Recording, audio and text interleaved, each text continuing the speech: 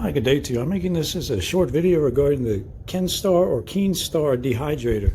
That's what this is. So I've had it for a few weeks now. I've been using it. It does work just fine. I'm currently using it to dehydrate some beef jerky. That's what I've got in there. I just started this about an hour ago. These are the controls in the control panel. So I'm just going to walk you through it fast. There's the on-off button. You press that to turn it on-off. It comes with a little plastic coating, protective coating. I'm just going to leave that on there until it gets worn out. The second button here is a menu button where you can access pre-formed settings for various kinds of foods. They already have it kind of formulated for the time to use with that. You could access and use one of those, and then once you set it for that, you can even customize it to add more or less temperature or time. Here's the button to set the time. What you would do is you would press that. The time is over here. This will start blinking after you press that, and then you can increase or decrease it both before you start the dehydrator and during the dehydration. So right now, if I wanted to, I could press it to increase the time or decrease it. And I'll just give you an example. So I decrease it and then press it again to set it, and now it's going. And now if I wanted to alter it again to increase it, there we go. And now it's back to approximately where it was before I started that. And you do the same thing with the temperature, but the temperature control is over here, and you increase it or decrease it with those buttons there, obviously. There are, just a various few different kinds of settings for temperature. One is 167, the other one is 158.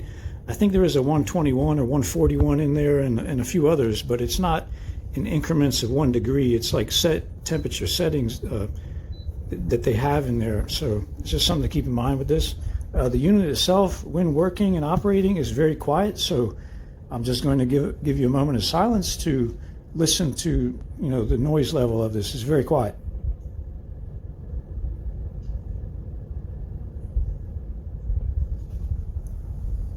Most of the noise is actually coming from back here where the fan can be heard through these vents.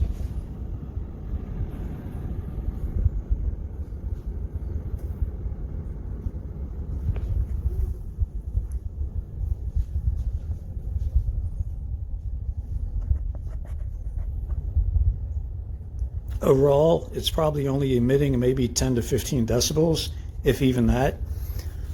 I like that they give you a lot of different metal trays. I think there are, in fact, 8 that come with it. I'm only using 6 right now.